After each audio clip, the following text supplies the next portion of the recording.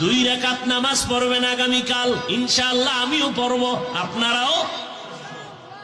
এশাবাদ দিয়া রাত্রে 2 রাকাত নামাজ তওবার নিয়ম কি? নামাজ অন্য সিস্টেমেই পড়বেন, শুধু সেজদার সময় নিয়মটা আলাদা। তওবার নিয়তে নামাজ পড়বেন, অন্তরকে আল্লাহর কাছে ছেড়ে দিয়া বলবেন, আল্লাহ আমি আপনার আদালতের আসামি হইয়া দাঁড়াইছি, তওবা করার নিয়তে নামাজে দাঁড়াইলাম।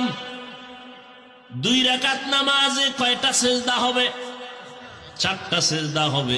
সেজদায় যখন যাবেন দিলটা নরম করে যাবেন, যাইয়া 3 বার বা 5 বার 7 বার সুবহান রব্বিয়াল আলা বলার পরে এরপরে 3 বার খুব নরম হইয়া 3 বার আমার আল্লাহকে হাজির নাজির মনে করে আপনি সেজদায় গিয়া মনে করবেন, আমার কপাল মাতুয়াইল মসজিদের ফ্লোরের মধ্যে নাই, নবীর হাদিস মতে আমি আমার মাওলার কুদরতি কদমের উপরে কপাল লাগায় দিছি।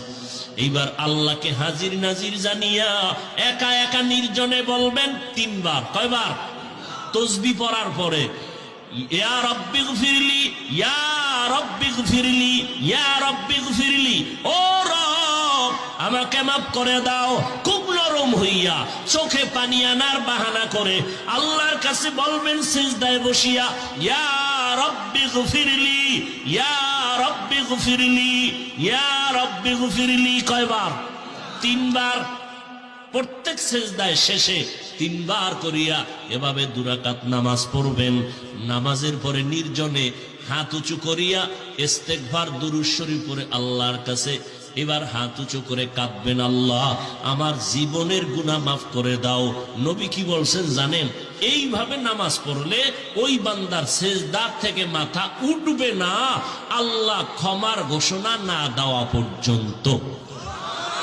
তার মানে আপনি এই দোয়া পড়ে উঠবেন, এর আগেই আপনার জিন্দেগীর গুনাহ আল্লাহ মাফ করে দিবেন। পারবেন?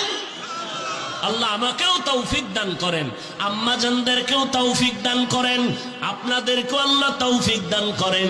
কেউ যেন আমরা আমল থেকে বঞ্চিত না হয়ে যায়।